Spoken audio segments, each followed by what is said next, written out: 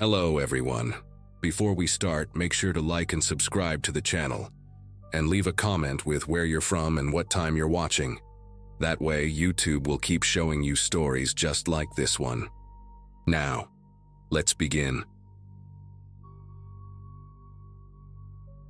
Growing up in Baton Rouge, I always thought New Orleans was where you went to cut loose, and college proved me right. Every memory from LSU in the early 2000s had Bourbon Street somewhere in the background. I was working as a mechanical engineer at a chemical plant outside the city when everything went down. My wife Sarah and I had just bought our first house in Metairie, one of those raised shotgun-style homes with the narrow hallways and high ceilings. Life had settled into a comfortable rhythm of weekend barbecues and Saints games, a far cry from the chaos of my 20s. The reunion weekend started innocently enough. 6 of us from the old crew decided to meet up for Jazz Fest 2019. There was Tommy, who'd become a lawyer in Houston, Brad from our fraternity who sold medical equipment, and then there was Colin. While the rest of us had grown softer around the middle and swapped beer pong stories for mortgage rates, Colin looked exactly the same. Same bleached tips in his hair, same tribal tattoo peeking out from his collar, same energy drink in hand at 10 a.m. He still lived in the same apartment complex near campus, still bartended at the same dive bar, still talked about the epic ragers from 2003 like they happened yesterday. That first night, we hit Frenchman Street hard. Colin was in his element, buying rounds of shots nobody asked for, trying to chat up women half his age who looked at him like their creepy uncle. He kept pulling out this little silver flask from his cargo shorts, taking pulls between beers, his eyes getting that glassy look I remembered from college. The thing about Colin was he never knew when to stop. While we were checking our phones for Uber prices around midnight, he was befriending a group of street musicians, promising to jam with them at some after-hours spot in the Bywater. The last clear memory I have from that night is Colin stumbling into the crowd near the Spotted Cat, his arms around 2 strangers, screaming the lyrics to Piano Man, completely out of sync with the jazz band on stage. Tommy tried to corral him, but Colin shoved him away, knocking over someone's drink in the process. Brad and I exchanged that look, the one that said we were too old for this. We made sure he had the Airbnb address in his phone, watched him weave down Royal Street with his new friends, and called our rides. The next morning his bed was still made, but his stuff was there, so we figured he'd crash somewhere else. We texted him about brunch plans, got no response, and honestly, we were relieved. The weekend was more fun without babysitting a 40-year-old who still acted 19. 3 months passed before I heard from Colin again. It was a Tuesday in August, one of those swampy Louisiana days where the air conditioner can't keep up with the humidity. Sarah was visiting her sister in Dallas, and I was eating leftover jambalaya straight from the Tupperware when my phone buzzed. The number wasn't saved, but the area code was local. The text just said, "I know what you did in New Orleans." Then another, "You all left me to die." Then 5 more in rapid succession, each one more unhinged than the last, talking about conspiracies, about how we'd sold him out, how we'd made a deal with them. I tried calling the number, but it went straight to voicemail. The voice was definitely Colin's, but different, hoarse, desperate. More texts flooded in throughout the night. Photos of my house from different angles, screenshots of my LinkedIn, pictures of Sarah's Facebook profile. Around 2 a.m., a video came through, shaky footage of someone walking through my neighborhood, the camera panning up to my bedroom window where the light was still on. My chest tightened. I double-checked all the locks, grabbed my old baseball bat from the garage, and sat in the living room with every light in the house blazing. The next few days were a blur of paranoia. I filed a police report, but they said without an explicit threat there wasn't much they could do. I tried reaching out to Tommy and Brad. They'd been getting similar messages. Tommy's wife had found Colin's Instagram, which had devolved into a stream of cryptic posts about betrayal and the night they fed me to the wolves. Every photo was time-stamped from that weekend in New Orleans, but they were all distorted, edited with weird filters that made faces look melted, twisted. In one video, he was in what looked like a basement somewhere, ranting about how we'd drugged him, sold him to collectors, how he'd escaped, but they were still tracking him. Then Thursday night happened. Sarah was still in Dallas, thank God. I'd been working late trying to catch up after spending half the week dealing with security cameras installation. It was past 11 when I pulled into my driveway, the motion sensor light flickering on as usual. But something was wrong with the front door. It was open just a crack, the darkness inside seeming to swallow the porch light. My work laptop bag suddenly weighed 1,000 pounds. Every instinct screamed at me to get back in the car, but my stupid pride made me creep closer. That's when I saw the scratches around the lock, the wood splintered where something had been jammed into the frame. Smart thing would have been to call 911 from my car, but I kept thinking about my grandmother's jewelry in the bedroom safe, the electronics, all our personal information just sitting there. I pushed the door open with my foot, gripping my phone in one hand with 911 already dialed, thumb hovering over the call button. The living room was destroyed, not ransacked like a normal burglary, methodically destroyed. Every picture frame was face down, every book pulled from the shelves and arranged in strange patterns on the floor. The couch cushions were sliced open, stuffing scattered like snow, but the TV was untouched, my gaming console still there. This wasn't about stealing. A crash came from the kitchen, followed by muttering. Not whispers, full-voiced rambling like someone having half a conversation. I recognized the voice immediately. Colin. But the words made no sense. Something about finding the tracker, about reversing the harvest, about how we'd marked him for collection. I crept through the dining room, peering around the corner. There he was, illuminated by the refrigerator light, emptying every container onto the floor. He'd lost weight, maybe 30 pounds, his clothes hanging off him like rags. His hair was completely shaved, revealing scabs and scratches across his scalp. In his right hand was a hunting knife, the kind with a serrated edge. He must have sensed me because he spun around, his eyes wild and unfocused. But here's what made my skin crawl. He smiled. Not angry, not threatening, just this wide, genuine smile like we were old buddies meeting at a bar. "There you are, Mitchell," he said, stepping over the mess of broken eggs and spilled milk. "I've been waiting. You need to tell me where you hid it, the thing you took from me that night." "I know you have it. They told me you have it. Just give it back and I'll leave you alone forever." The knife swayed in his grip, catching the light. He took another step forward, still smiling that horrible friendly smile. My thumb hit the call button just as Colin lunged. Not at me, at the phone, knocking it from my hand. It skittered across the floor, the 911 operator's voice tiny and distant. We crashed into the dining room table, chairs flying. The knife came down, punching through the wood where my head had been a second before. I grabbed his wrist with both hands, trying to control the blade while he pressed down with shocking strength. His breath was sour, medicinal. "You don't remember because they made you forget," he hissed, spit flying. "But I remember everything. The room under Bourbon Street, the men in suits, what they did to me while you all watched." His free hand clawed at my face, fingernails finding my cheek, and I knew I was losing this fight. Pure adrenaline saved me. I drove my knee up into his stomach and he wheezed, loosening his grip just enough. I rolled hard to the left, sending us both crashing into the china cabinet. Glass shattered around us, my grandmother's plates exploding like porcelain grenades. A shard caught Colin across the forehead, blood immediately streaming into his eyes. He staggered back, wiping at his face, giving me just enough time to scramble toward the kitchen. But he was faster than someone that malnourished should have been, tackling me from behind. We hit the refrigerator hard, magnets and photos scattering. The knife clattered away into the darkness under the stove. That's when I heard them, sirens, getting closer. The 911 call had gone through. Colin heard them too, his whole body going rigid. "You called them? You called them?" He grabbed my shoulders, shaking me like a child. "Don't you understand? They're not police. They're collectors. They've been watching since New Orleans.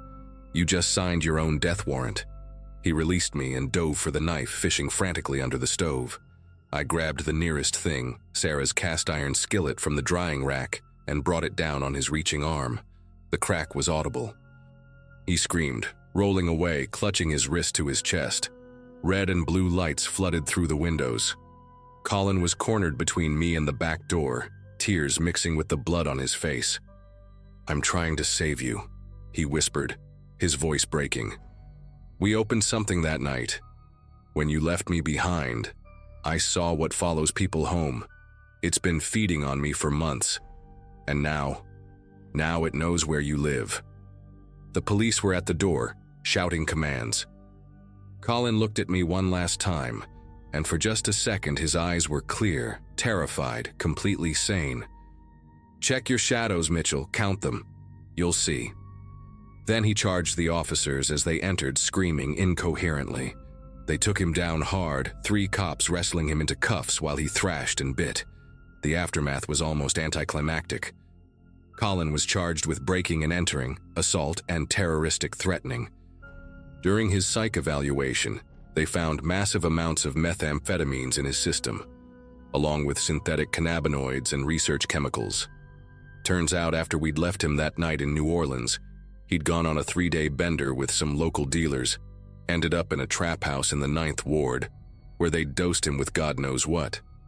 He'd been psychotic ever since, living in abandoned buildings, convinced we'd been part of some organ harvesting conspiracy. They sent him to a facility in Pineville for treatment. I haven't heard from him since. Sarah and I moved to the North Shore, got a security system, tried to forget. But sometimes late at night when I'm the last one awake, I catch myself doing what he said, counting shadows. So far, the number's always been right, so far.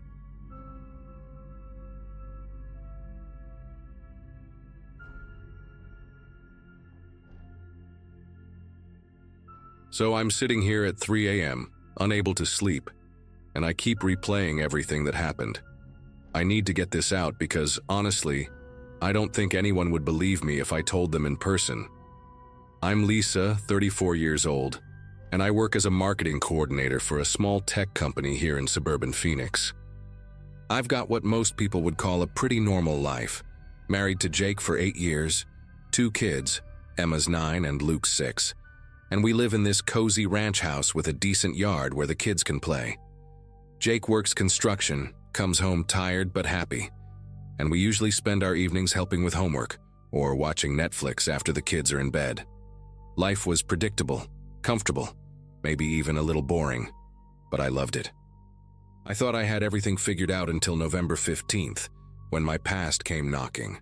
I was folding laundry in the living room when my phone buzzed with a Facebook message from someone I hadn't heard from in 18 years. "OMG, Lisa! Is this really you? It's Vanessa!" The profile picture showed a woman with perfectly styled blonde hair and a smile that looked too white, too perfect.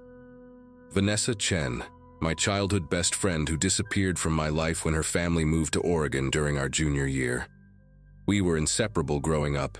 Sleepovers every weekend, shared secrets, matching friendship bracelets, the whole 9 yards.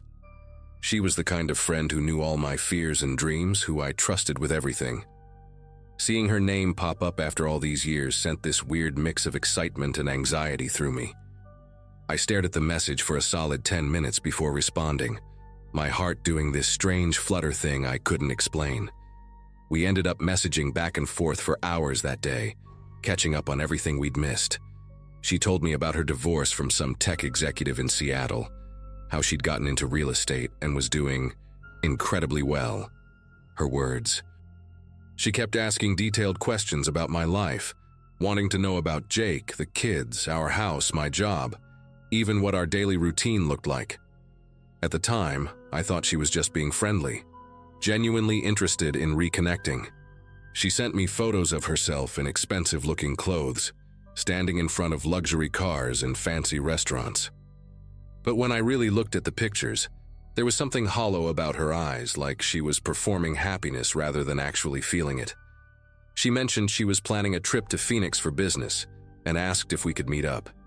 The eagerness in her messages was almost desperate, but I chalked it up to nostalgia and loneliness after her divorce. When Jake came home that evening, I told him about Vanessa reaching out, and he seemed genuinely happy for me. "That's awesome, babe. You always talked about how much you missed her," he said while loosening his work boots. I showed him her pictures and he made some comment about how different she looked from the old photos I had. He was right. The awkward, slightly chubby teenager with braces and frizzy hair had transformed into this polished, almost intimidating woman. But people change, right? 18 years is a long time. I invited her to stay with us for the weekend when she came to town, thinking it would be nice to have a proper reunion. Jake was supportive, even offered to take the kids to his parents' house so we could have some girl time. I was touched by how thoughtful he was being, making space for this important reconnection. Looking back now, I wish I'd paid more attention to the way Vanessa's questions about him had gotten more specific as our conversation went on. The week before her visit, Vanessa started calling instead of just texting.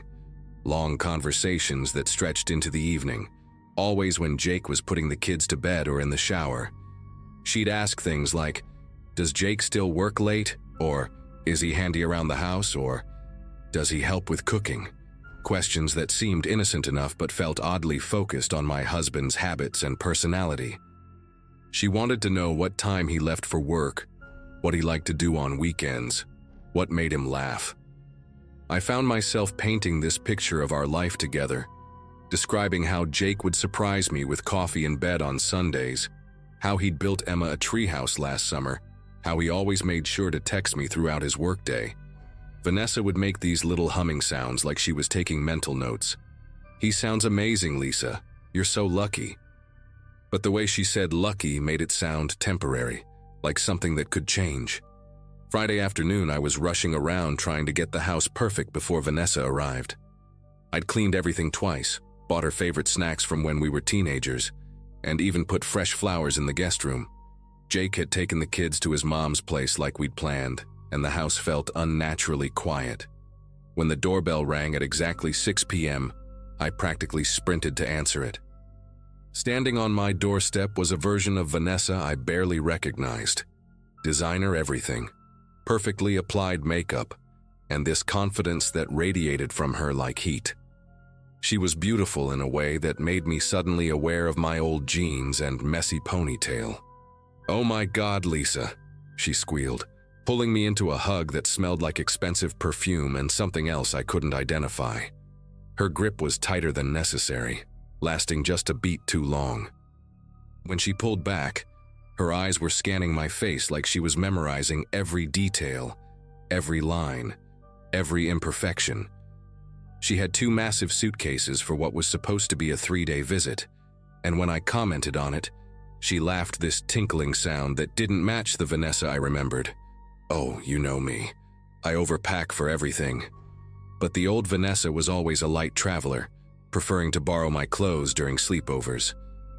As I helped her carry the bags to the guest room, I noticed they were surprisingly heavy. She immediately started gushing about the house, touching everything, running her fingers along the kitchen counters, picking up framed photos, examining the kids' artwork on the refrigerator. "This is exactly the kind of life I always pictured you having," she said, but there was something sharp underneath the sweetness. She lingered over our wedding photos, asking detailed questions about the venue, the dress, how Jake proposed. Then she spotted the family portrait we'd taken last Christmas, all of us in matching red sweaters and genuine smiles, and her expression shifted into something I couldn't quite read. When Jake came home around 8 p.m. to drop off some clothes he'd forgotten, Vanessa transformed instantly. Her voice got softer, more breathy, and she positioned herself so the light from the kitchen window hit her just right. "You must be Jake. Lisa has told me absolutely everything about you," she said, extending her hand in a way that forced him to hold it longer than a normal handshake. I watched my husband's face as he took in this stunning woman, who clearly wasn't the awkward teenager he'd expected based on my old stories. Vanessa asked him about his work, his hobbies, complimented the treehouse visible through the back window, all the things she'd grilled me about over the phone. She laughed at his jokes like they were the funniest things she'd ever heard, touched his arm when she spoke, and somehow managed to mention she was going through a difficult divorce and was so grateful to be around a real family again. Jake was polite, but I could see he was slightly overwhelmed by her intensity. After he left, Vanessa turned to me with this satisfied smile and said, "He's even better than you described, Lisa. You really hit the jackpot." That night, as we sat on the couch with wine, Vanessa started asking about our marriage in ways that made me uncomfortable. "Do you and Jake ever fight? What about? And has he ever made you feel like you're not good enough?" When I insisted we had a solid relationship, she'd nod thoughtfully and say things like, "That's so rare these days," or "I hope it lasts." She kept steering the conversation toward my insecurities, my post-pregnancy body, my part-time work schedule, how tired I always was. She'd agree with my concerns, adding fuel to doubts I'd barely acknowledged. "You know, Lisa, you've really let yourself go since high school. But that's normal for moms, right?" The comment hit like a slap, delivered with such casual cruelty that I actually gasped. When she saw my reaction, she quickly backtracked, claiming she meant it as a compliment about how real and authentic I was compared to all the fake women in Seattle. But the damage was done, and I spent the rest of the evening hyper-aware of every perceived flaw. Saturday morning, I woke up to find Vanessa already in the kitchen, wearing a silk nightgown that barely covered anything, making coffee and humming. She'd somehow figured out exactly how Jake liked his coffee and had it ready when he came downstairs for his morning run. I watched from the hallway as she handed him the mug, their fingers brushing deliberately, her body language screaming invitation. Jake thanked her politely and headed out quickly, clearly uncomfortable. But Vanessa watched him through the window with this predatory focus that made my skin crawl. When I joined her in the kitchen, she was still staring outside. "He has such a nice body for his age," she said casually, like she was commenting on the weather. "You're so lucky he stays in shape. My ex really let himself go toward the end." The way she said it made it clear she was planting seeds, trying to make me worry about Jake's loyalty, his attractiveness to other women. I felt this creeping paranoia start to take root despite knowing better. The rest of Saturday became a masterclass in psychological manipulation that I didn't recognize until it was too late. Vanessa insisted on reorganizing my kitchen to be more efficient, criticizing everything from my cooking skills to my grocery choices. She commented on family photos, pointing out how tired I looked in recent ones compared to older pictures. "Motherhood is so aging, isn't it?" she'd say with fake sympathy. She went through my closet, pulling out clothes and making faces, offering to take me shopping for more flattering options. Every criticism was wrapped in concern, every insult disguised as helpful advice. By afternoon, I felt completely demoralized, questioning everything about my life and my worth. When Jake came back from his run, Vanessa had changed into tight yoga pants and a crop top, doing stretches in our living room. She asked him to help her with a difficult pose, requiring him to spot her in positions that were clearly designed to show off her body.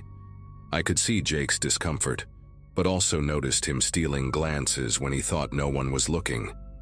The jealousy burning in my chest was exactly what she wanted. Sunday morning, I found Vanessa in Jake's home office sitting at his computer, in nothing but an oversized t-shirt. "Oh, I was just checking my emails," she said innocently when I walked in. But the screen showed his Facebook page, not her email. She'd been going through his photos, his messages, learning everything she could about him. When I confronted her, she laughed it off as curiosity about how couples communicate these days, since her marriage had failed. But I'd caught her red-handed, and the mask slipped for just a moment. Her eyes went cold, calculating before the sweet smile returned. "You're so paranoid, Lisa. I'm just trying to understand what makes relationships work." That afternoon, she suggested we go hiking at South Mountain, just the three of us, claiming she wanted to experience authentic Arizona nature before heading back to Seattle. Something about the way she said it made my stomach clench, but Jake thought it was a great idea, and I couldn't object without seeming crazy. The trail Vanessa chose was one I'd never been on, supposedly recommended by someone at her hotel.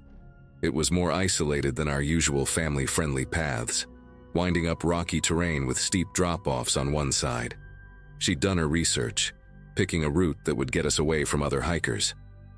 As we climbed higher, Vanessa kept positioning herself between Jake and me, touching his arm when pointing out views, asking him to help her over rocks she could clearly handle herself.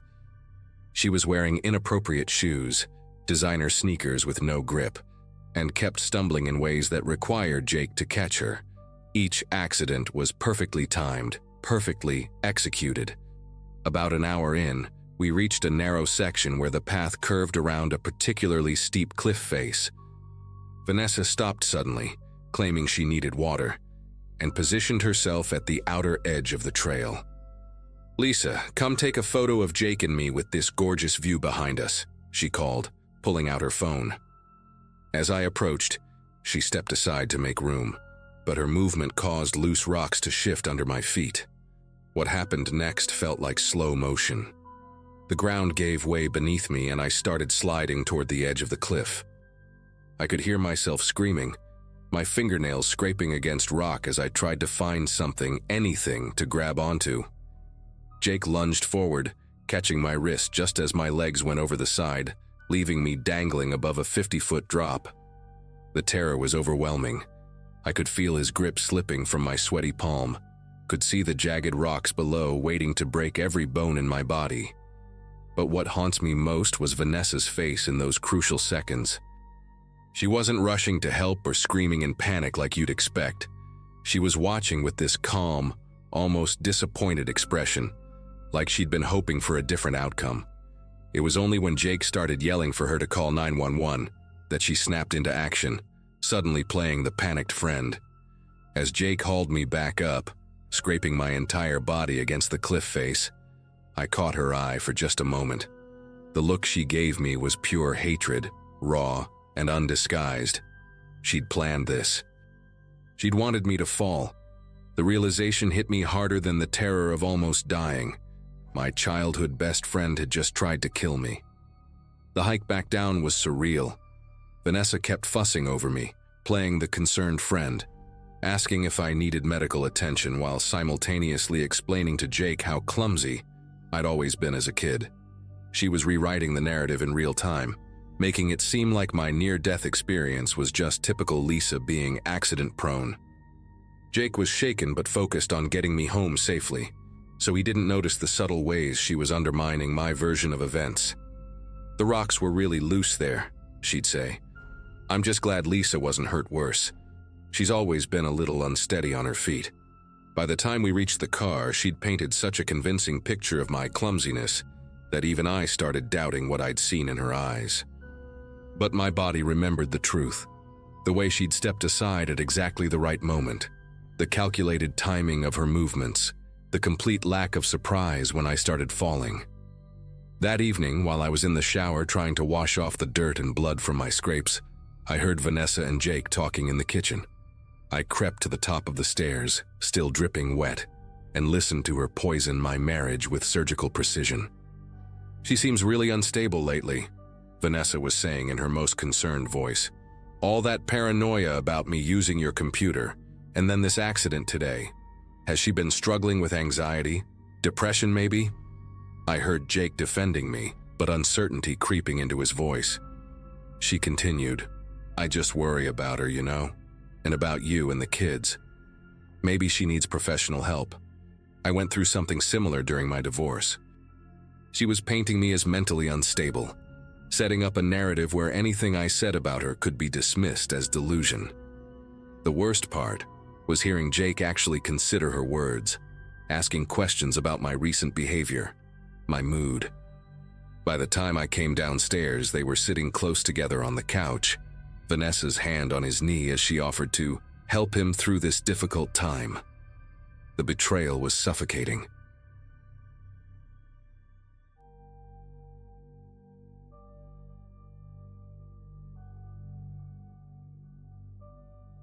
Working at the downtown accounting firm was supposed to be my fresh start after everything fell apart. With Melody, we'd been inseparable since freshman year of college, the kind of friendship where we knew each other's coffee orders by heart and could finish each other's sentences. But something shifted last spring when I got promoted to senior financial analyst and she didn't. The congratulations felt forced, her smile never quite reaching her eyes anymore. Little comments started creeping in about how I was changing and getting too good for our old hangout spots. When she made that cutting remark about my new apartment being daddy's money at my housewarming party, something inside me snapped. I'd worked 60-hour weeks to afford that place, scraping together every penny, while she bounced between part-time gigs. The final blow came on a rainy Thursday in March, when she showed up at my office unannounced, demanding to know why I hadn't invited her to drinks with my co-workers the night before. Her voice carried across the entire floor as she accused me of abandoning our friendship for corporate climbers. The humiliation burned in my chest as my colleagues pretended not to stare. That night, I made the hardest decision of my adult life. I blocked her number, unfriended her on every social platform, and deleted the countless photos of us from my phone. 10 years of friendship, gone with a few taps on a screen. The silence that followed felt both liberating and devastating, like ripping off a bandage that had been covering an infected wound. For the first month, I threw myself into work with a vengeance that surprised even my boss, Mr. Patterson. I stayed late organizing spreadsheets, volunteered for the complicated audit cases nobody else wanted, and even started bringing homemade muffins for the break room on Fridays. My apartment became my sanctuary, a place where I could finally breathe without walking on eggshells around someone else's mood swings. I redecorated the living room, bought plants that actually stayed alive, and started having my sister over for weekend movie marathons. The constant anxiety that had knotted my shoulders for months finally began to loosen. Friends from work started inviting me to their barbecues and book clubs, and I discovered parts of myself that had been buried under years of managing Melody's emotional storms. But then the messages started rolling in. First, it was my old college roommate Jessica texting at 7 a.m. on a Wednesday. "Hey, are you okay? Melody posted that you've been missing for weeks and she's really worried." The confusion hit me like ice water. Missing? I'd been at my desk every day, answering emails, processing financial reports, living my perfectly normal life. Then came a call from my cousin David, his voice tight with concern as he asked if I needed help, if something terrible had happened. My phone buzzed relentlessly with notifications from numbers I barely recognized, all asking the same question. Where was I? And why hadn't anyone heard from me? The surreal nature of it made me question my own sanity for a moment, like I was living in some twisted alternate reality where my existence had been erased. My lunch break turned into a frantic research session as I created fake social media accounts to see what Melody had been posting. What I found made my appetite vanish completely. She'd crafted this elaborate narrative about our last conversation, where I'd supposedly seemed distant and troubled. Her posts painted me as someone spiraling into depression, talking about disappearing and starting over somewhere new. The comments section was flooded with concerned friends offering to help search, sharing old photos of me with captions like, "Please come home safe." She'd even posted a photo of my empty desk at work, claiming she'd gone to check on me only to find I'd abandoned everything. The most chilling part was how genuine her worry appeared in every comment response, thanking people for their prayers and promising to keep everyone updated on the search efforts. The paranoia crept in slowly at first, then hit me like a freight train during my commute home that evening. Every person who glanced at me on the subway felt like a potential searcher, someone who might recognize my face from Melody's missing person campaign. I ducked into a corner deli near my apartment and watched through the window as a man in a baseball cap lingered near my building's entrance for what seemed like an eternity. When I finally worked up the courage to approach my front door, my hands trembled as I fumbled with my keys. The hallway that had always felt warm and welcoming now stretched before me like a gauntlet. Mrs. Chen from 4B gave me the strangest look as she passed, her eyes lingering on my face with an expression I couldn't quite place. Was it recognition? Suspicion? The familiar weight of my apartment door closing behind me had never felt more necessary. Saturday morning brought the most disturbing revelation yet. My landlord, Mr. Kovac, called while I was making breakfast, his usually cheerful voice replaced by something cautious and probing. Listen, honey, I had someone here yesterday asking about you. Pretty blonde girl, said she was your friend and was worried because nobody's seen you in weeks. He paused and I could hear him shuffling papers in the background. She seemed real upset, crying and everything. Said she just wanted to check your apartment to make sure you weren't, well, you know. Had some story about you giving her a spare key? My coffee mug slipped from my fingers, shattering against the kitchen tiles as the implications crashed over me. Melody had never had a key to my place, and the fact that she'd come looking for one while I was at work sent waves of violation through my entire body. The confrontation couldn't wait another second. I called her from my office phone on Monday morning, knowing she'd answer a number she didn't recognize. Her voice was sickeningly sweet when she picked up, but the moment I spoke, the temperature in the conversation dropped 20 degrees. Oh my God, where have you been? Everyone's been so worried. The performance was flawless, complete with manufactured relief and what sounded like genuine tears. When I accused her of lying, of creating this entire missing person hoax, her tone shifted to something I'd never heard before. Cold, calculating. I have no idea what you're talking about. People are concerned because you disappeared without a word.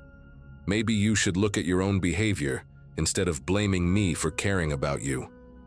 The gaslighting was so smooth, so practiced, that for a horrifying moment I wondered if I really had lost touch with reality. But the evidence was right there in black and white across every social platform. Screenshots didn't lie, even when she tried to delete posts in real time during our conversation.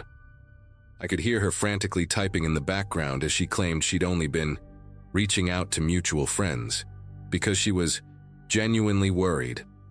The typing stopped when I mentioned my landlord, and the silence stretched between us like a taut wire ready to snap. When she finally spoke again, her voice had dropped to barely above a whisper. You always were paranoid. Maybe that's why you really did disappear. The line went dead, leaving me staring at my phone in the eerily quiet office. My coworkers had gone to lunch and the building felt hollow around me, filled only with the hum of fluorescent lights and the distant sound of traffic from the street below. The next few days passed in a haze of hypervigilance that exhausted me to my core. Every shadow in my peripheral vision could be Melody. Every unexpected knock at my door sent adrenaline coursing through my veins. I started varying my route to work, taking different trains and walking down streets I'd never explored before. The worst part was the not knowing what she'd do next, what new level of crazy this situation might escalate to. Sleep became elusive as I lay awake listening to every creak and settling sound in my building, wondering if she'd somehow found a way inside. I installed a doorbell camera and 3 different locks, but the feeling of being watched never left me. Even at work, I'd catch myself glancing toward the windows, half expecting to see her face pressed against the glass, like something out of a nightmare. The breaking point came on Friday, when my doorbell camera caught her red-handed. There she was at 2:47 p.m., dressed in scrubs like she worked at a hospital, talking to my elderly neighbor Mrs. Rodriguez with tears streaming down her face. The audio was crystal clear as she spun another elaborate lie about being my sister and how our family was desperate to find me. She even had fake medical documents claiming I was suicidal and off my medication. Watching her manipulate this sweet old woman who brought me cookies every Christmas made something primal rage inside my chest. Mrs. Rodriguez was actually reaching for her keys, ready to let this stranger into the building because she genuinely believed she was helping save my life. The sheer calculated evil of it all finally pushed me past the point of trying to handle this quietly. That night, I did something I should have done weeks ago. I called the police and filed a formal report for harassment and attempted fraud. Detective Williams was surprisingly understanding when I showed him the screenshots, the doorbell footage, and the timeline of Melody's lies. "We see this more than you'd think," he said, his weathered hands taking notes in a small pad. "Social media makes it easier for people to create these elaborate deceptions. The attempted impersonation to gain building access is where she crossed into criminal territory. Within 48 hours, they had enough evidence to pay her a visit. The missing person post disappeared overnight, replaced by a hastily written false alarm message claiming I'd been found safe, staying with family out of state. 3 months later, the entire nightmare feels like something that happened to someone else. Melody moved across the country to Michigan, apparently unable to handle the social fallout when people realized what she'd done. My life returned to its peaceful routine, but I learned something valuable about trusting my instincts and setting boundaries. The restraining order expires next year, though I doubt I'll ever hear from her again.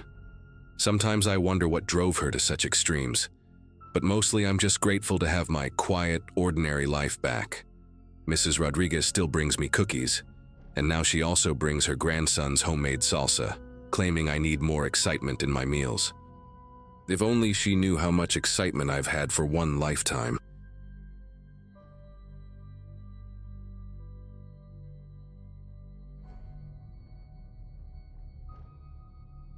"28 years old, working as an insurance adjuster in Denver, Colorado, and I thought the worst part of my life was behind me.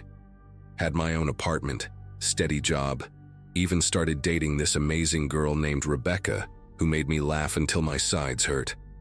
Life felt normal for the first time in years, but normal has a way of shattering when you least expect it, and for me, that happened on a rainy Tuesday in February 2023.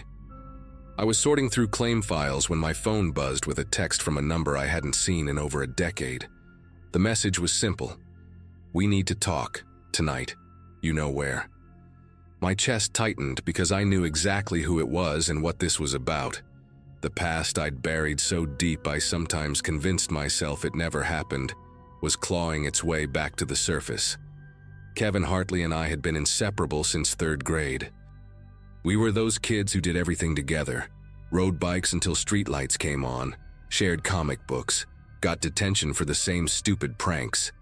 By high school, we were practically brothers, and everyone knew if you saw one of us, the other wasn't far behind. Kevin was the wild one, always pushing boundaries, always daring me to do things I knew I shouldn't. He had this infectious energy that made you feel invincible, like nothing bad could ever really happen as long as you were together. That summer before senior year, we spent every day at the old quarry outside town, cliff jumping and acting like we owned the world. Kevin would always go higher, jump farther, take bigger risks. "Live a little, Andrew," he'd say, flashing that crooked grin that got us both into more trouble than I care to remember. I should have known that reckless streak would eventually catch up to us. August 15th, 2015. That date is burned into my memory like a brand. We'd been drinking at the quarry, just the two of us, celebrating because Kevin had finally gotten his acceptance letter to community college. The sun was setting, painting the water this gorgeous orange-gold color, and we were feeling invincible. Kevin kept talking about this girl he wanted to ask out, making all these grand plans for senior year. Then he got this crazy idea about jumping from the highest point we'd never attempted before, this jagged outcrop about 60 feet up that locals called Devil's Perch. I told him he was insane, that we'd had too much to drink, but Kevin just laughed and started climbing. "Come on, Andy," he yelled down at me, "don't be such a chicken." So I followed him up, my heart pounding with every step. When we reached the top, Kevin was standing right at the edge, arms spread wide like he was about to fly. "Kevin, seriously, let's just go back down," I said, but he wasn't listening. He was staring at something in the water below, squinting through the fading light. That's when we saw him, this older guy, maybe in his 40s, floating face down about 20 feet from where we usually landed. Kevin sobered up instantly, and we both scrambled down the rocks to get a better look. The man was clearly dead, had been for a while from the look of it, probably some homeless drifter who'd fallen in during the night. But Kevin, in his panic, did something that changed everything. He jumped in and tried to pull the body to shore, saying we had to help, we had to call someone. I was screaming at him to stop, to think about what this looked like. 2 drunk teenagers at an isolated quarry with a dead body. When Kevin finally dragged the man onto the rocky shore, we could see he'd hit his head on something, probably the same rocks we'd been jumping from all summer. That's when Kevin lost it completely, started babbling about how this was our fault, how we should have found him sooner. In my panic, I made the decision that would haunt us both for the next decade. I grabbed Kevin by the shoulders and shook him hard, telling him to listen to me. "Nobody knows we were here," I said, my voice barely above a whisper. "Nobody saw us come up here. If we call the police, they'll want to know why we didn't report it immediately. They'll smell the alcohol on us. They'll ask questions we can't answer." Kevin stared at me with these wide, terrified eyes, and I could see him processing what I was saying. The man was clearly a drifter. No wallet, no identification, just old clothes and worn-out shoes. Nobody would connect him to us. We could just leave, pretend we never saw anything, and someone else would find him eventually. It was wrong. I knew it was wrong, but in that moment it felt like our only choice. Kevin nodded slowly, and we both backed away from the body like it might suddenly spring to life. We spent the next hour cleaning up any trace we'd been there, wiping down the beer cans, making sure we hadn't left any footprints in the mud near the shore. Kevin kept muttering to himself, his whole body trembling as we worked. When we finally climbed back up to where we'd parked Kevin's beat-up Camaro, he turned to me with tears streaming down his face. "Promise me we never talk about this again," he whispered. "Promise me we take this to our graves." I promised, and we shook hands like we were sealing some kind of twisted blood pact. The drive home was silent except for the radio playing soft rock hits from the 80s. We both showered when we got back to my house, scrubbing ourselves raw like we could wash away what we'd seen. The next morning we woke up hoping it had all been some horrible nightmare, but the local news confirmed our worst fears. Hikers had found the body of an unidentified man at the old quarry. For the next 3 years, Kevin and I barely spoke about anything meaningful. We finished high school like nothing had happened, went to different colleges, and slowly drifted apart the way childhood friends sometimes do. But underneath all the normal teenage stuff, graduation parties, college applications, first jobs, there was this constant weight pressing down on both of us. Kevin started drinking more, getting into fights, failing classes. I threw myself into my studies, trying to bury the guilt under textbooks and term papers. We'd see each other around town during breaks, exchange awkward small talk, but we both knew what we were really thinking about. That dead man's face, bloated and pale in the quarry water, had become a permanent resident in my nightmares. Sometimes I'd catch Kevin staring at me across a room with this haunted expression, and I knew he was remembering too. The worst part was how easily everyone else moved on, how quickly the story faded from local news, how the dead man became just another unsolved case in a filing cabinet somewhere. After college, I moved to Denver specifically to get away from that place, from those memories, from the chance of running into Kevin at the grocery store or gas station. I built a new life, made new friends who knew nothing about my past, dated women who saw me as just Andrew the insurance guy with the quiet smile and steady job. For years it worked. I convinced myself that what happened at the quarry was ancient history, that Kevin and I had been kids who made a mistake and learned to live with it. I even started sleeping through the night without waking up in cold sweats. But deep down, I think I always knew this day would come. You can't bury something that big forever, especially when there's another person out there who knows the truth. When I saw Kevin's text that Tuesday afternoon, my carefully constructed new life crumbled in an instant, and I was 17 again, standing over a dead body with my best friend and making the worst decision of my life. I met Kevin at Riverside Park that night, the same place where we used to hang out as kids before we discovered the quarry. He looked terrible, thinner than I remembered, with dark circles under his eyes and this nervous energy that made him constantly fidget with his car keys. His hair was greasy and unkempt, and he kept glancing around like he expected someone to jump out from behind the trees. "Andy," he said when he saw me, and his voice cracked like he was going through puberty again. "I can't do this anymore. I can't sleep. I can't eat. I can't even look at myself in the mirror without seeing his face." He started pacing back and forth in front of the old playground equipment, his footsteps crunching on the gravel. I tried to calm him down, reminding him that we'd agreed never to discuss what happened, but Kevin just laughed this bitter, hollow sound that made my skin crawl. That was 13 years ago, man. 13 years of carrying this around like a tumor in my chest. I've been thinking about going to the police, Kevin continued, and my world tilted sideways. Just walking into the station and telling them everything.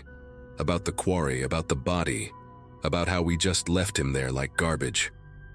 I grabbed his arm, probably harder than I should have, and told him he was out of his mind. Did he want to destroy both our lives over something that happened when we were kids? The man was already dead when we found him. We didn't kill him. We didn't cause his death. We were just scared teenagers who made a bad choice. But Kevin pulled away from me with this wild look in his eyes. "You don't understand," he whispered.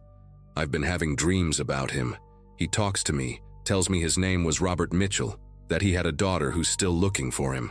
Last week I actually drove to the library and looked through missing persons reports from 2015. My heart started racing because I realized Kevin wasn't just feeling guilty anymore. He was completely unhinged. The conversation went downhill from there. Kevin accused me of being heartless, of caring more about my comfortable life than doing the right thing.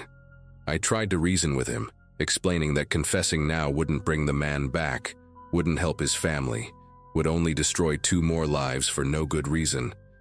But Kevin wasn't listening anymore.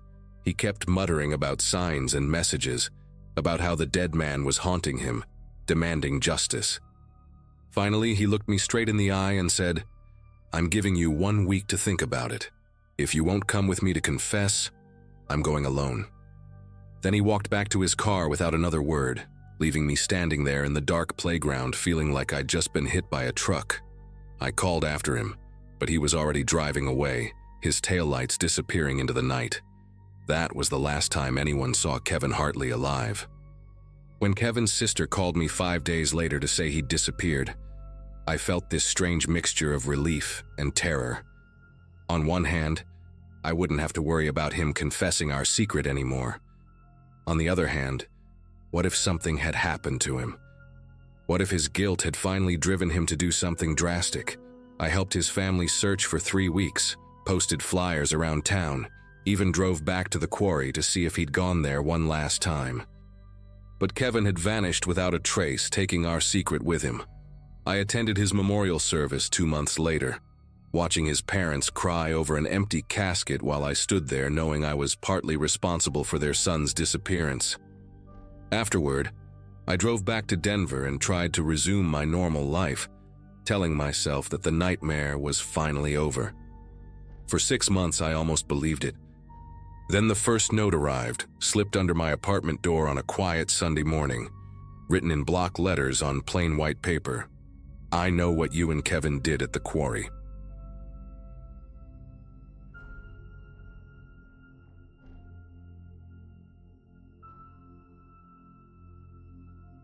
I still get this weird feeling in my chest whenever I think about what happened that Saturday afternoon in November 2021. At the time, I was 26, working as a graphic designer for a small marketing firm in Austin, and honestly thought I had my life pretty figured out. Been dating my girlfriend Amy for about 8 months, had a solid group of friends, and was sharing an apartment with my best friend since college, Tyler. We'd been roommates for 3 years by then, and I genuinely thought we were like brothers. Guy knew everything about me, my work stress, my family drama, even helped me pick out Amy's birthday present just a few weeks before everything went to hell. Looking back now, there were probably signs I should have caught. But when you trust someone completely, you don't really look for red flags, you know? Tyler had this way of always being around when Amy came over, always offering to help with whatever we were doing, always asking about our plans. I just thought he was being a good friend. The whole thing started unraveling when I came home early from work that Friday because I was feeling sick. Had some stomach bug that was going around the office, and my boss told me to just go home and rest up for the weekend. I was planning to surprise Amy with dinner at this new Italian place she'd been wanting to try, but figured I'd grab some soup and crash on the couch instead. When I walked into our apartment, I could hear Tyler on the phone in his room, and at first I didn't think anything of it.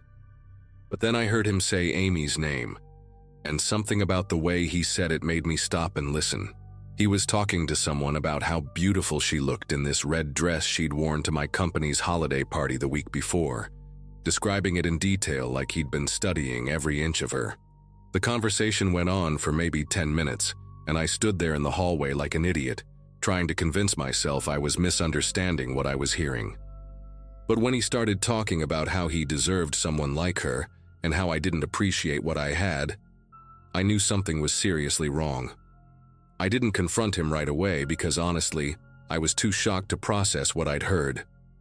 Instead, I quietly went to my room and started thinking about all the little things that suddenly made sense. How Tyler always seemed to know Amy's schedule better than I did. How he'd sometimes mention things about her that she'd never told me directly. How he always positioned himself next to her in group photos. That weekend, I started paying closer attention, and it was like seeing our friendship through a completely different lens. When Amy came over on Sunday to watch movies, Tyler kept finding excuses to join us on the couch, and I noticed how he'd look at her when he thought I wasn't watching. It wasn't just casual glances, it was this intense, almost hungry stare that made my skin crawl. After she left, I decided I needed to go through Tyler's room while he was at work the next day. I know it sounds like a violation of privacy, but I had to know how deep this went. What I found under his mattress made me want to throw up. Printed photos of Amy from her social media accounts, some of them zoomed in on specific parts of her body, along with a notebook filled with detailed observations about her daily routines. The next morning, Tuesday, I woke up knowing I had to confront him, but I was terrified about how he'd react. I'd been living with this guy for 3 years, trusted him with everything, and now I was discovering he'd been obsessing over my girlfriend like some kind of stalker. I waited until we were both getting ready for work, trying to act normal while my heart was pounding in my chest. When I finally asked him about the phone conversation I'd overheard, his whole demeanor changed instantly. The color drained from his face and he got this look I'd never seen before. Not embarrassed or ashamed, but almost relieved, like he'd been waiting for this moment. He sat down on his bed and just started talking, telling me how he'd been in love with Amy since the day I introduced them, how he'd been hoping I'd mess up the relationship so he could swoop in and save her. The way he talked about her was disturbing, like she was some kind of prize he deserved to win, rather than a person with her own feelings and choices. He kept saying things like, "You don't love her the way I do, and I would treat her so much better." And I realized this wasn't just a crush that had gotten out of hand. This was a full-blown obsession that had been growing for months, while I'd been completely oblivious. What really freaked me out was how calm he seemed once everything was out in the open. Tyler started explaining his plan like it was the most logical thing in the world. How he'd been documenting Amy's preferences and habits so he could be the perfect boyfriend for her when the time came. He showed me a second notebook I hadn't found, filled with detailed notes about her favorite coffee order, the names of her co-workers, her class schedule from the evening pottery class she was taking. He even had screenshots of text conversations between Amy and her sister that he'd somehow gotten access to, though he wouldn't tell me how. The whole time he's talking, I'm standing there trying to figure out how the hell I'd missed all of this.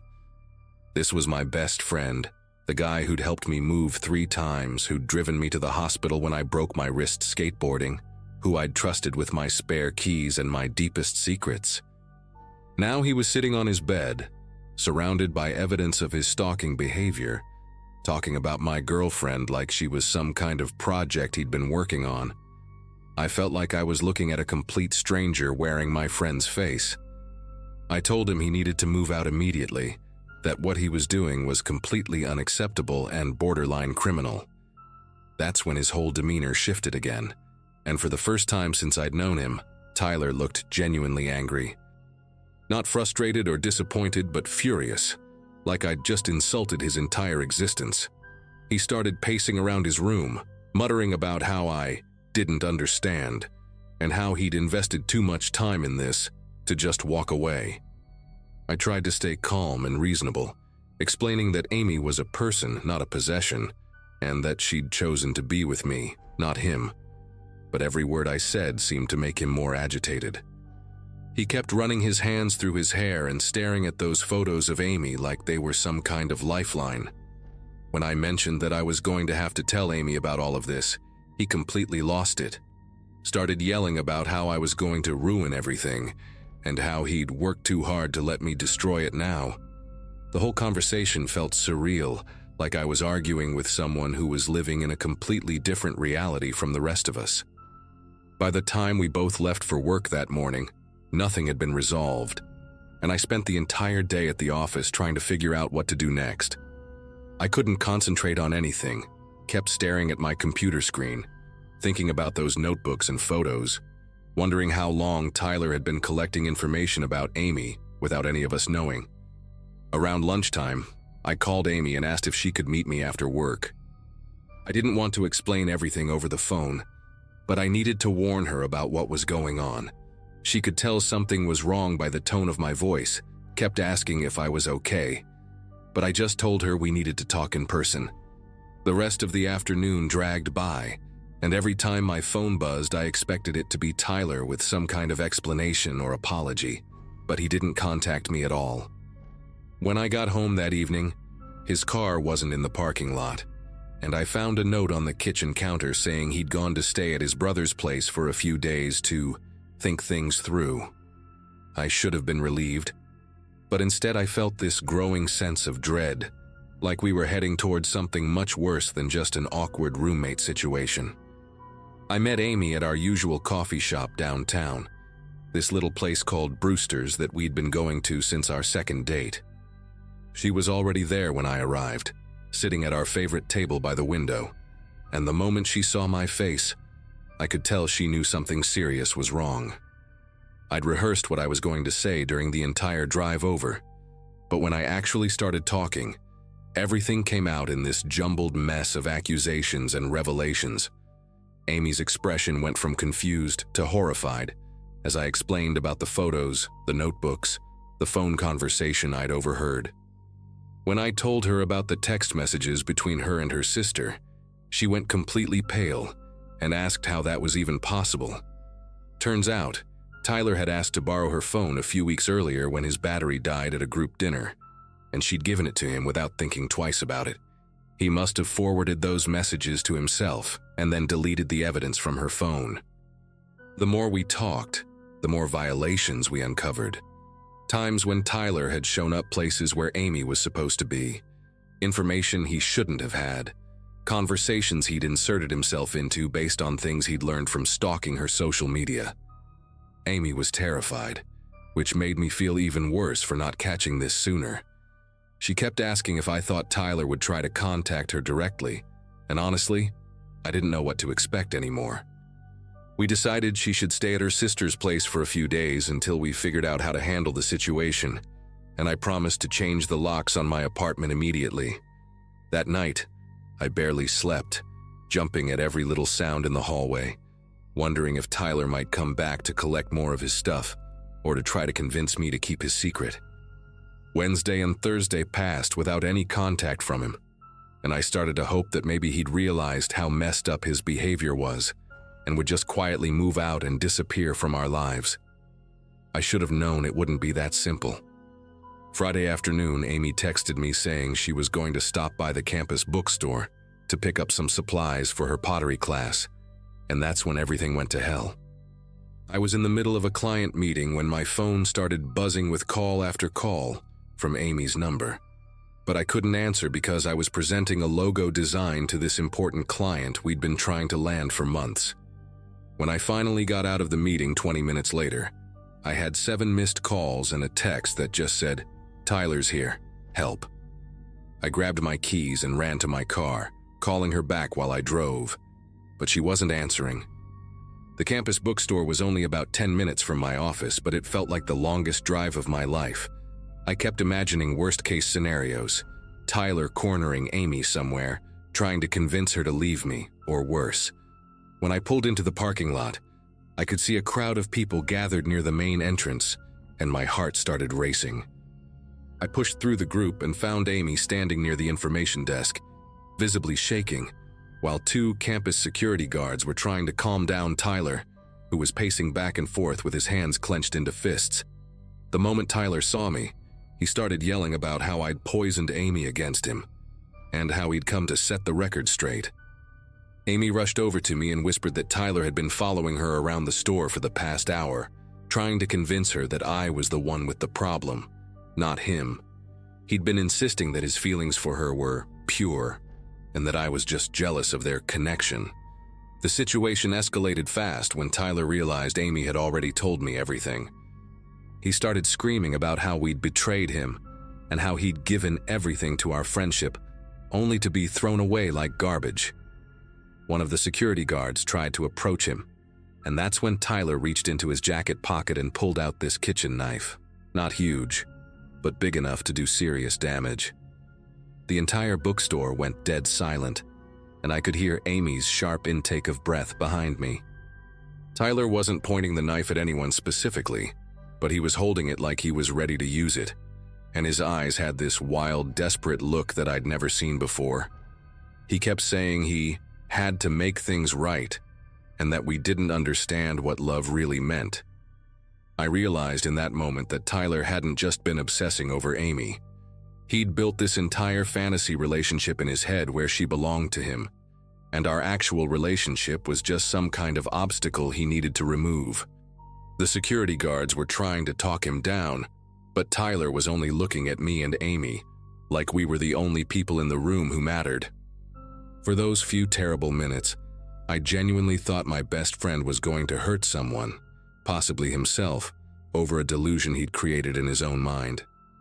What happened next still feels like a blur, but I remember one of the security guards, this older guy with graying hair, talking to Tyler in this really calm, steady voice.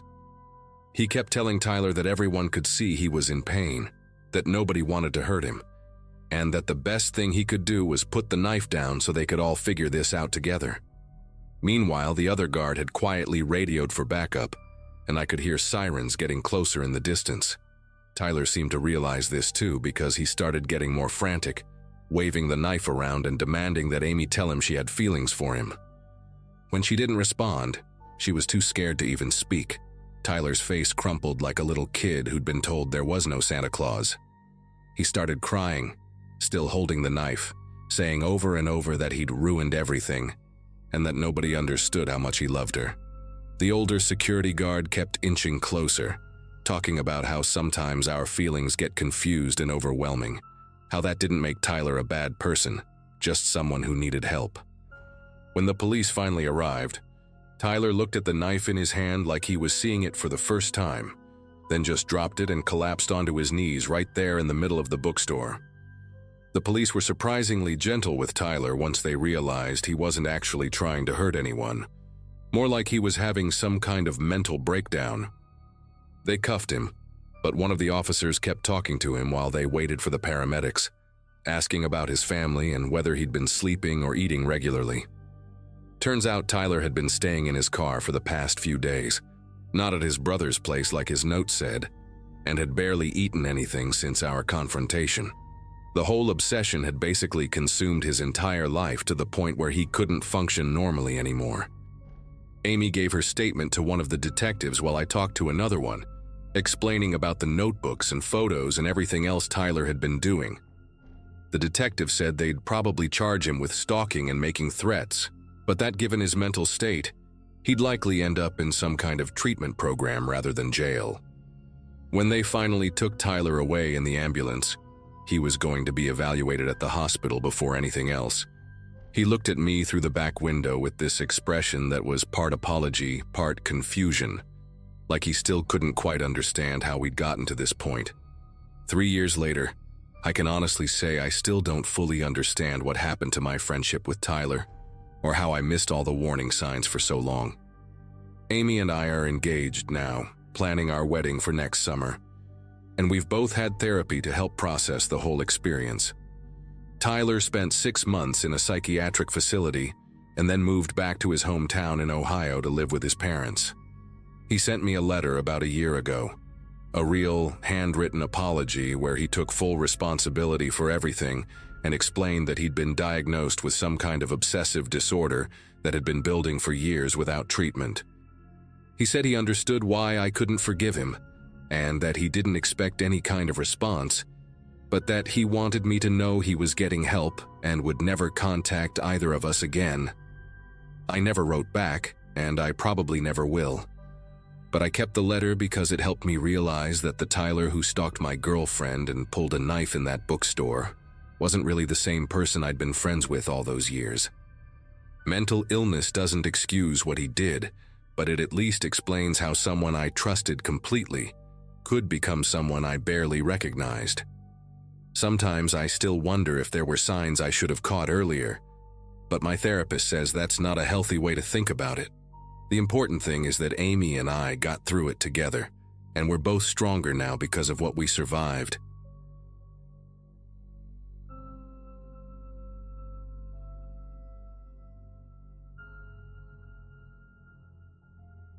You know how sometimes you make a decision that seems completely harmless at the time, but it ends up changing your entire life? Well, that happened to me when I was 13, and I'm still dealing with the consequences 7 years later. It all started during my 8th grade year at Lincoln Middle School in Portland, Oregon, which was already a tough time for me since we'd just moved there from California. I was the classic awkward middle schooler, braces, frizzy hair that never cooperated, and that desperate need to find somewhere I belonged. My parents were both working crazy hours trying to establish themselves in their new jobs, so I spent most afternoons alone, either at the library or wandering around the neighborhood with my headphones on. I was the type of kid who genuinely felt sorry for anyone who seemed lonely or left out, which is probably why I noticed Nathan Cross in the first place. Nathan was this quiet, pale kid who always sat by himself in the far corner of the cafeteria, usually sketching in this worn-out notebook while everyone else was talking and laughing around him. He had this mop of dark brown hair that constantly fell into his eyes, and he wore the same black hoodie practically every day, like it was some kind of armor. Most kids either completely ignored him or would occasionally make jokes about the weird art kid, but there was something about the way he observed everything that caught my attention. His eyes were this unusual shade of gray, almost silver, and they had this quality that made you feel like he was seeing way more than he should. I'd catch him staring sometimes, not just at me, but at everyone, like he was memorizing details that the rest of us weren't even aware of. Looking back, that should have been my first red flag, but at 13 I just thought he seemed lonely and misunderstood.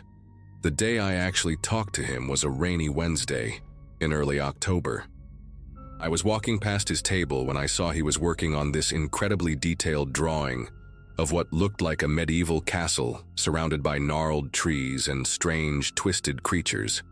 The level of skill was honestly impressive, way better than anything I could ever do. Without really thinking about it, I stopped and said something like, "Wow, that's incredible. You're really talented." The reaction I got was unlike anything I'd ever seen before. His whole face transformed. His eyes went wide, his mouth fell open slightly, and for a moment he just stared at me like I'd spoken in a foreign language.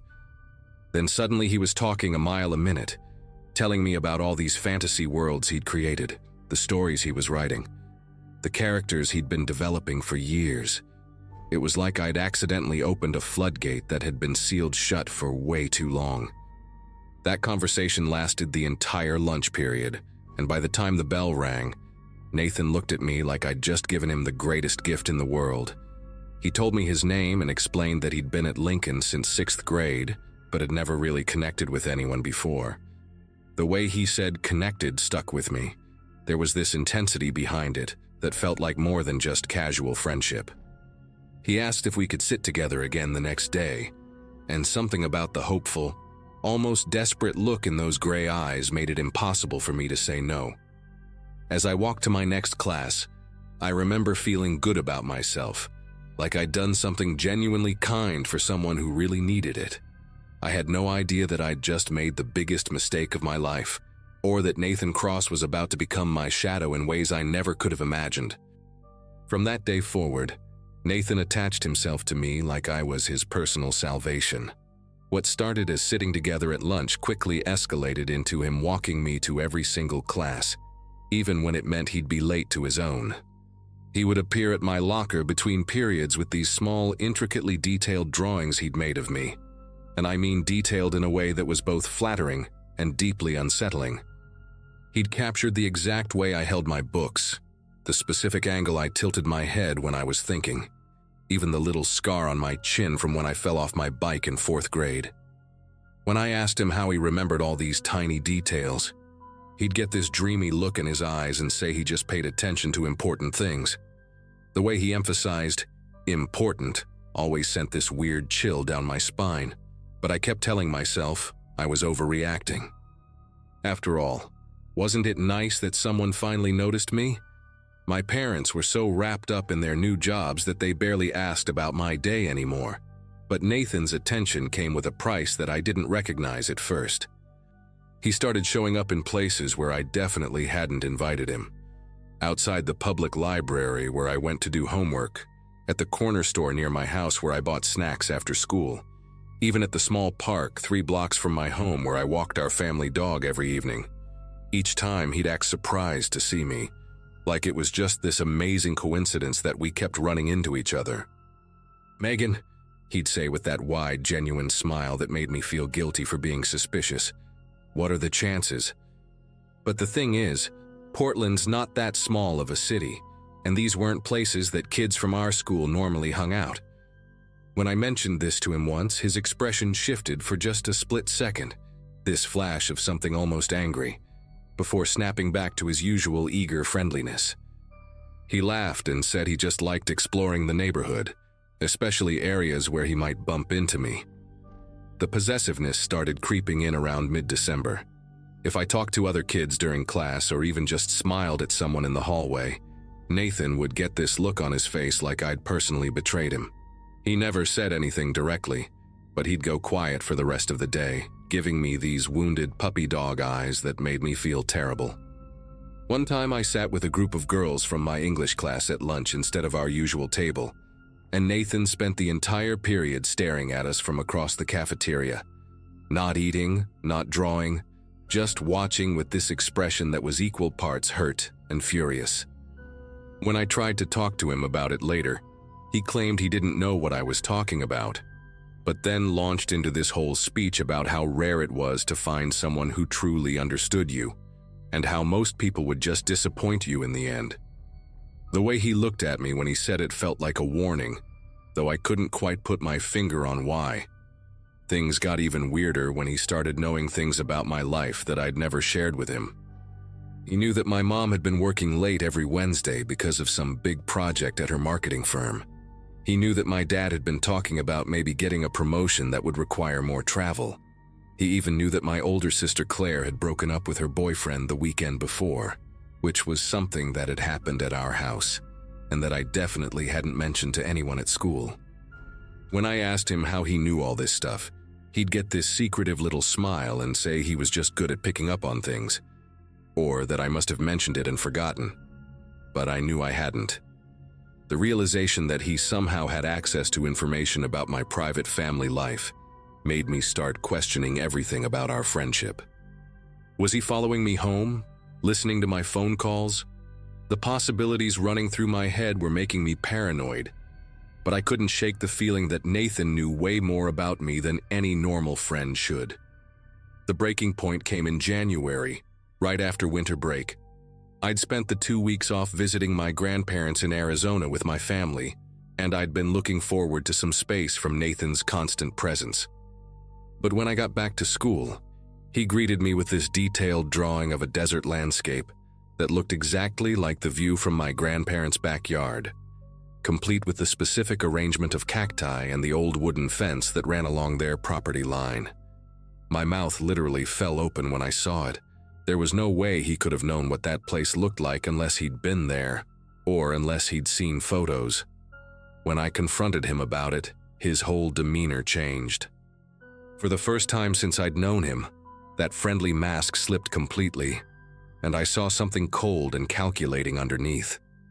He told me he'd gotten inspired to draw desert scenes while I was gone, and that it was just a coincidence that it looked like somewhere I'd been. But his voice was different, flat and almost threatening, and the way he stared at me made my skin crawl. That night, I finally told my parents about Nathan and how uncomfortable he was making me feel. My mom listened with this growing expression of concern, and my dad got that protective look he always got when he thought someone might be bothering his daughters. They decided to call the school the next day to talk to the guidance counselor about the situation. But somehow Nathan found out about the meeting before it even happened. He cornered me by my locker the next morning, and his eyes had this desperate, almost wild quality that I'd never seen before. He begged me not to ruin everything between us, saying that he'd never had a real friend before and that losing me would destroy him. The way he said destroy felt like a threat, and for the first time, I was genuinely scared of him. He kept talking about how special our connection was, how most people wouldn't understand what we had, and how he'd do anything to protect our friendship. Anything. The word hung in the air between us like a promise and a warning all at once. Fortunately, my parents followed through with their plan, and the school took the situation seriously enough to keep Nathan away from me for the rest of the year. They moved his lunch period and made sure we didn't have any classes together. I thought that would be the end of it, especially when my dad got that promotion he'd been hoping for and we moved to Seattle the summer before high school. I remember feeling this huge sense of relief as we drove away from Portland, like I was finally escaping from something that had been suffocating me for months. High school in Seattle was a fresh start. I made normal friends, dated normal guys, and slowly started to forget about the intensity of Nathan's gray eyes and the way he'd made me feel like I was constantly being watched. For 4 years, I lived a completely ordinary teenage life, and Nathan Cross became just a weird memory from middle school that I rarely thought about. But the thing about people like Nathan is that they don't just forget and move on like normal people do. 3 months ago, I started getting friend requests on social media from accounts that seemed fake, generic profile pictures, no mutual friends, but somehow they knew details about my life that only someone who'd been following me for a long time would know. The messages started shortly after that. They weren't threatening exactly, but they were personal in a way that made my skin crawl. Someone knew about my job at the graphic design firm downtown, about my apartment in Capitol Hill, about the coffee shop where I went every morning before work. They knew I'd gotten a small tattoo behind my ear last year, and that I'd recently adopted a rescue cat named Pixel. The messages always came from different accounts, but there was something about the writing style that felt familiar. Overly formal, intensely observant, and with this underlying current of possessiveness that I remembered all too well. Last week, everything came to a head in the most terrifying way possible. I was having lunch at my usual spot near the office when I saw him. Nathan Cross, 7 years older but still unmistakably the same person, sitting at a table across the restaurant with a clear view of where I always sat. He looked different, taller, more filled out, with shorter hair and clothes that actually fit him properly. But those gray eyes were exactly the same. When our eyes met, he didn't look surprised or embarrassed like a normal person would. Instead, he smiled and raised his hand in a little wave, like we were old friends who just happened to run into each other. My entire body went numb with terror. I grabbed my stuff and practically ran back to my office, where I immediately called building security and then the police. That's when I found out the truly horrifying extent of what Nathan had been doing all these years. He'd been living in Seattle for almost 2 years, had gotten a job at a tech company just 6 blocks from my office, and had created dozens of fake social media profiles to monitor my every move. The police found evidence that he'd been impersonating me online, using my photos and personal information to create fake dating profiles, and even applying for jobs using my identity. The detective told me this was one of the most sophisticated stalking cases he'd ever seen. Nathan had essentially been living a parallel version of my life, and I'd had no idea.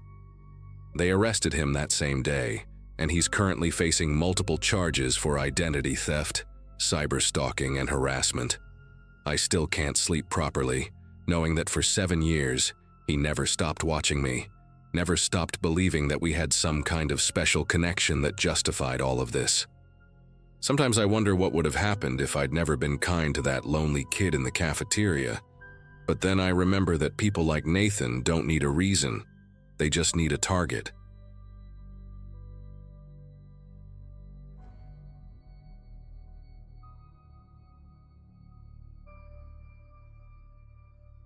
About 6 months ago, I made what seemed like a simple decision to help out a friend in need. Brandon had been my buddy since college. We'd known each other for almost 10 years, hung out regularly, grabbed beers, played video games, the whole deal. He was always a bit quirky, sure, but in that harmless way where he'd obsess over weird conspiracy theories or spend hours researching random topics online. I'm a 28-year-old software developer working remotely from my 2-bedroom apartment in Tampa, making decent money and living a pretty routine life. My days were predictable. Wake up, work from my home office, maybe go for a run, order takeout, rinse and repeat.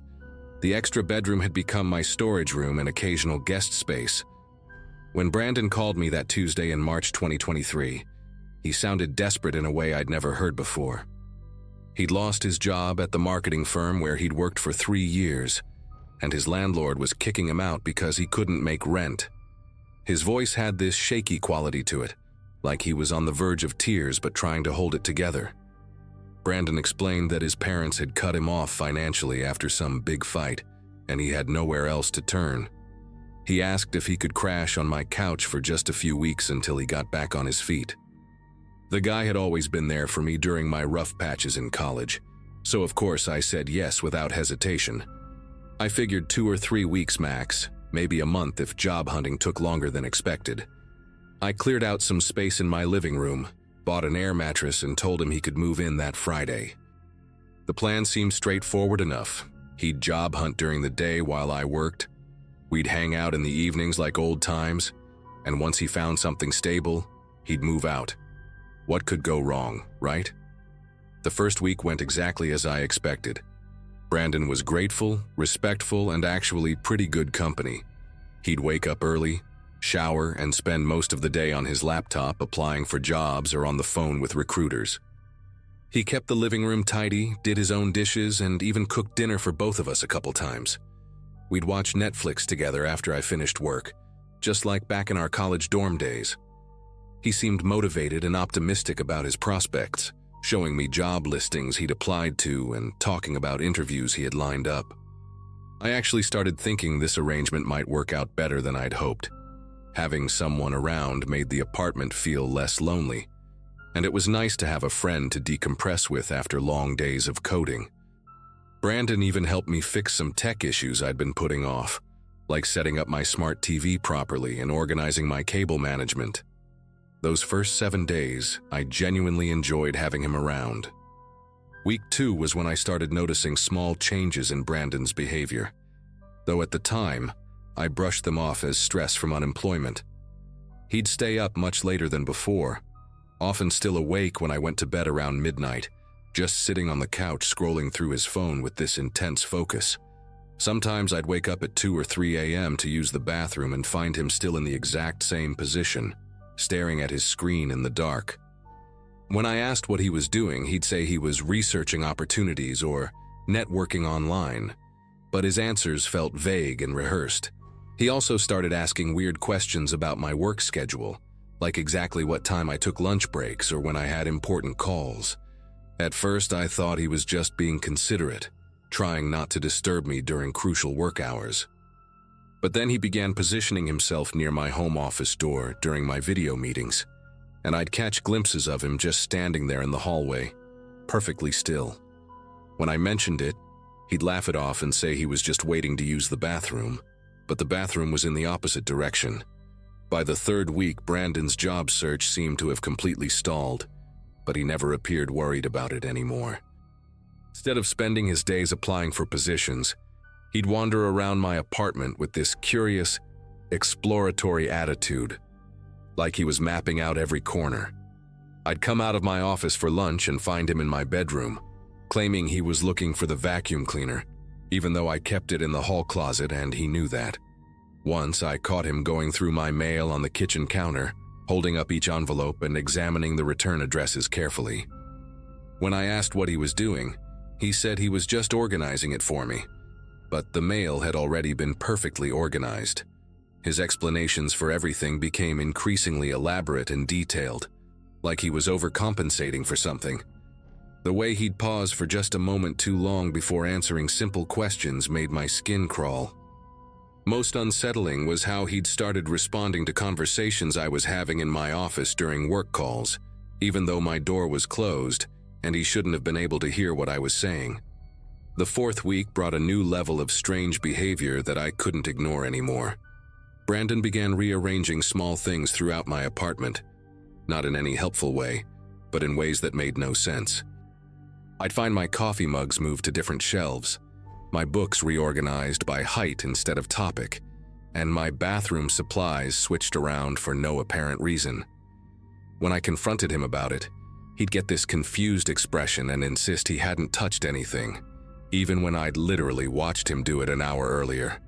He also started having these intense phone conversations in whispered tones, always facing away from me and walking to the far end of the room. The conversations would go on for hours, but I never heard him mention job interviews or potential employers. Instead, I'd catch fragments about keeping track and maintaining position and gathering information. Most disturbing was when I realized he'd somehow gotten hold of my apartment building's master key schedule, because he knew exactly when the maintenance staff came by, even though I'd never told him, and this was information I barely knew myself. The breaking point came during week 5, when I discovered Brandon had been systematically going through my personal belongings while I was in my office working. I found fingerprint smudges on my laptop screen, which I always kept closed when not in use, and my desk drawers had been rifled through despite having nothing valuable in them. My important documents folder had been completely reorganized, and several items were missing, including my lease agreement and some bank statements. When I checked my browser history, there were searches for my full name, my employer, and even some of my family members that I'd never made. That evening, I heard him on the phone again, and this time I pressed my ear to my bedroom door to listen. He was giving someone a detailed description of my daily routine, down to what time I typically ordered food and which apps I used most frequently. His voice had this cold, clinical quality that I'd never heard before, like he was filing a report rather than having a conversation. The person on the other end seemed to be asking specific questions about my apartment layout and my work schedule, and Brandon answered everything with frightening precision. After that phone call, I knew I had to confront the situation head-on. The next morning, I waited until Brandon finished his shower and sat him down at my kitchen table. I told him straight up that his few weeks had stretched into over a month, and I needed him to start making concrete plans to move out. His reaction was unlike anything I'd seen from him before. His entire demeanor shifted from the friendly, grateful guest to someone completely different. His eyes went flat and expressionless, and he stared at me without blinking for what felt like an eternity. When he finally spoke, his voice was monotone and measured, nothing like his usual animated way of talking. He said he wasn't ready to leave yet, that he needed more time to complete his assessment of the situation. Those exact words, complete his assessment, like I was some kind of case study rather than his friend. When I pressed him about what that meant, he just repeated that he needed more time and that moving out right now wouldn't be optimal for anyone involved. The conversation lasted maybe 10 minutes, but it felt like hours, and I walked away more confused and unsettled than before. Over the next few days, Brandon's behavior escalated to a level that made me genuinely fear for my safety. He stopped pretending to look for jobs entirely, and instead spent his time creating what I can only describe as surveillance notes about me. I found scraps of paper hidden around the apartment with my daily activities written down in his handwriting. Things like leaves office at 12:17 p.m. for lunch, orders Thai food every Tuesday, and calls mother on Sunday evenings at 8 p.m. He'd also started locking himself in the bathroom for hours at a time, and I could hear him talking to someone on the phone in there, though the words were too muffled to make out. The most disturbing part was that he'd begun moving furniture around in the middle of the night, not rearranging it in any functional way, but positioning chairs and tables so he could sit in specific spots that gave him clear sight lines to both my bedroom door and my office entrance. When I woke up one morning to find my couch pushed against the wall, at an angle that blocked my path to the front door, I realized he wasn't just being weird anymore. He was actively trying to control my movement within my own apartment. The situation reached a terrifying climax on a Friday evening in early May, when I decided I'd had enough. I came home from a rare day at the office to find Brandon had somehow gotten into my bedroom and was sitting on my bed, going through my personal photo albums. He had pictures of my family, my ex-girlfriend, and my friends spread out in front of him like he was studying them for a test. When I demanded to know what he was doing, he calmly explained that he was building profiles of the important people in my life. His tone was so casual, like this was the most normal thing in the world. I told him he had to leave immediately, that this had gone way too far, and I wanted him out by the end of the weekend. That's when his mask completely dropped. He stood up slowly, never breaking eye contact, and told me in this chillingly quiet voice that I didn't get to make that decision anymore. He said he'd invested too much time and effort into this project to walk away now, and that he had information about me that could make my life very difficult if I didn't cooperate. The way he said cooperate made my entire body tense up. It wasn't a request, it was a threat. When I tried to move toward him to grab my photos back, he grabbed my wrist with surprising strength and squeezed until I gasped. What happened next still gives me nightmares. Brandon released my wrist and walked calmly to my kitchen, returning with one of my largest knives. He didn't wave it around or make dramatic gestures. He just held it loosely at his side while explaining, in that same eerily calm voice, that he'd been hired to monitor my activities and that his job wasn't finished yet. He mentioned specific details about my bank account, my work projects, and even conversations I'd had with my parents that he couldn't possibly have known unless he'd been recording everything.